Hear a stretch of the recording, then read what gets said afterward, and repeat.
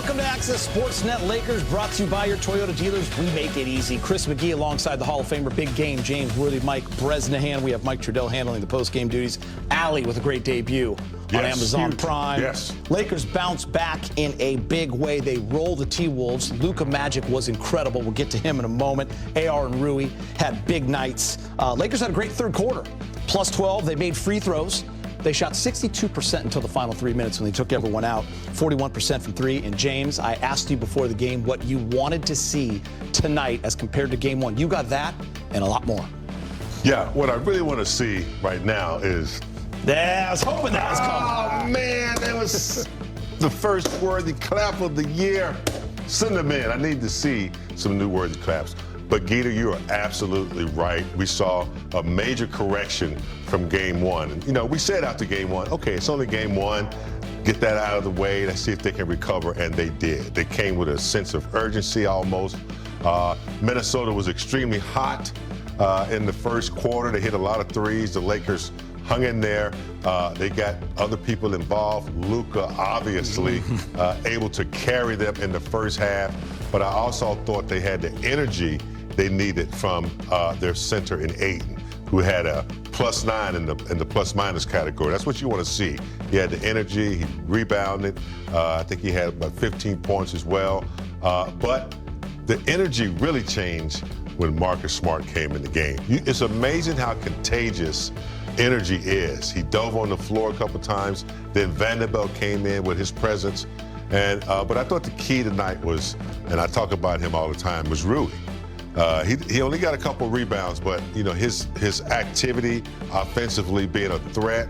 I just thought that the third quarter, Geeta, you said they corrected that from the first game. They came out focused, and their defense in the second half was very, very good. They didn't allow them to get easy buckets. They didn't allow offensive rebounds, as we thought Minnesota would present that type of threat.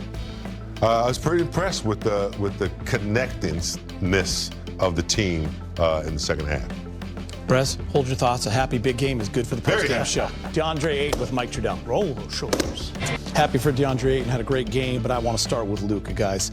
The most points ever scored through two games, through the first two games in Laker history, passing Jerry West, is Luka Doncic. He has 92 points, 23 rebounds, and 17 assists. You look at it right there.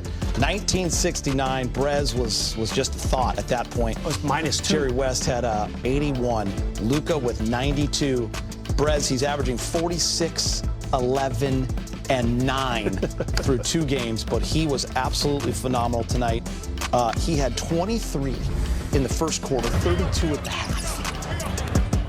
He has to be the guy to step up. I think it's pretty evident. As long as LeBron James is out of this lineup, which it looks like it's going to be for at least another few weeks, Luka has to be that guy to make things happen. He did in the first game. But the Laker defense was a little askew, and I was a little worried tonight. Lakers gave up 40 points in that first quarter. As good as Luka was, Minnesota outscored him in the quarter, but then the Laker defense was great. And Luka, he had really nice rhythm. He knew when it was time for him to shoot and get his, and when to find Ayton, when to find Reeves, when to make the pass that led to the pass that led to the bucket. I feel like his orchestration of the entire game was just so much fun to watch. And he had a killer three over Jayden McDaniels in that fourth quarter that really made sure the game was out of reach. He's 3 assists shy of averaging a triple-double. He missed it by 1 in game one and 2 tonight. James, I think what's even more incredible is he did this on 23 shots. Yeah. Efficient. Efficient and very smart in his selection of shots, not forcing the issue, taking advantage of mismatches. You never see him try to out-quick anybody.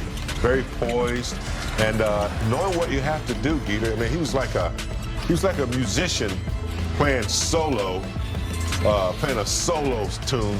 But every now and then he let everybody else get a little solo in too, get a little snare drum in there, let the guitar. But he always come back to the solo. He just performed tonight. It was a beautiful thing to watch.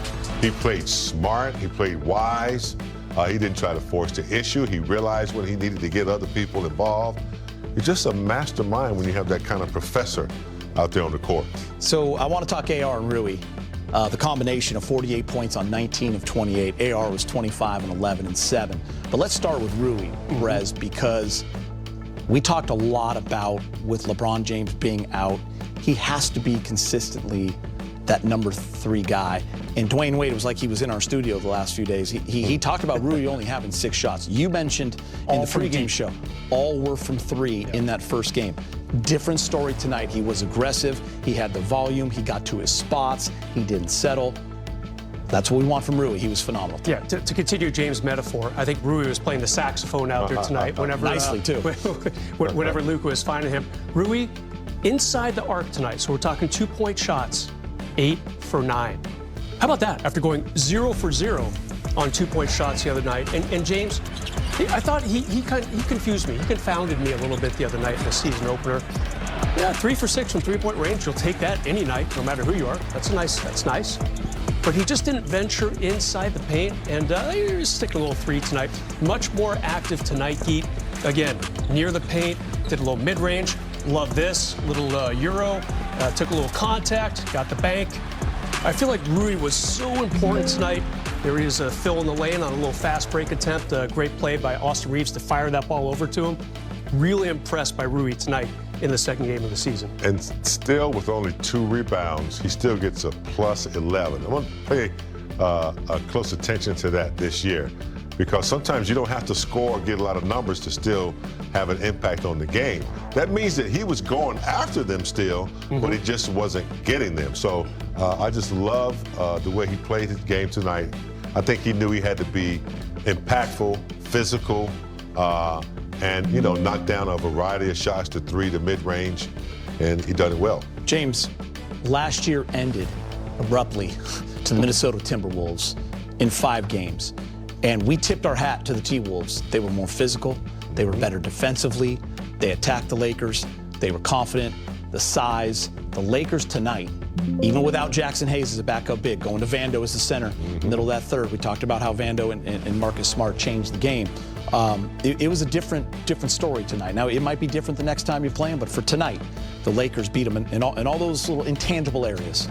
And, you know, my hat's off from learning from last year in the playoffs and remembering how to play them, you know, this year, knowing that they had size advantage, knowing they had Gobert dominate us, knowing they had Ant and, you know, some amazing scores. They just kept their think cap on the whole game. Sometimes it's, you know, you get distracted and you come out with a third quarter like they did against the Warriors, but they stayed connected. I saw Reeves, you know, before they came out at the third quarter, he had them all together, you know, reminding them what they're supposed to do. And that's how you connect as a team. But their defense, Vanderbilt, you know, he's had experience playing even Jokic before. So he really aggravates big centers. So he came in, did his thing. Marcus Smart, I got to tell you, he's verbal, he's physical. And, you know, he's always, you know, active around the basketball. So when you get that kind of, you know, service from guys, it becomes contagious because you see them doing it, and it kind of pumps the whole team up. I mean, Brez, the last time we saw Gobert, he was Lou Alcindor from Power Memorial, right? He could do whatever he wanted. He was just dunking every play and having the best game of his life. He had 2 points tonight. 6 months ago, almost to the day, he had 27 points and 24 rebounds against the Lakers. Game 5 of the first round, Lakers done for the season. 0 blocks tonight, Brez, 2 points, 7 rebounds. Yeah, Rudy Gobert didn't change. He's still Rudy Gobert. Yeah. What happened was the Lakers changed. Obviously, they did not play a true center in that Game 5 and most of that Game 4, both losses for the Lakers. And now you've got Gobert, 2 points and 7 rebounds. Yeah. I mean, that's not even good for him. Yeah. You know, so good job, DeAndre Ayton. I love the Lakers small ball lineups. You were kind of heading that way a minute ago, James. Vando played a little center tonight. Rui played a little center tonight. Ayton got much more play tonight. He didn't take that many more shots. But I just felt like he was much more in the thick of things tonight in this game. And I feel like his buckets were easy tonight. I mean, I saw Marcus Smart go down and guard Gobert a couple times. Hell, why not? I mean, just a huge turnaround from 6 months ago. All right, time to hear from Coach J.J. Redick, brought to you by your Toyota dealers. JJ, first, what did you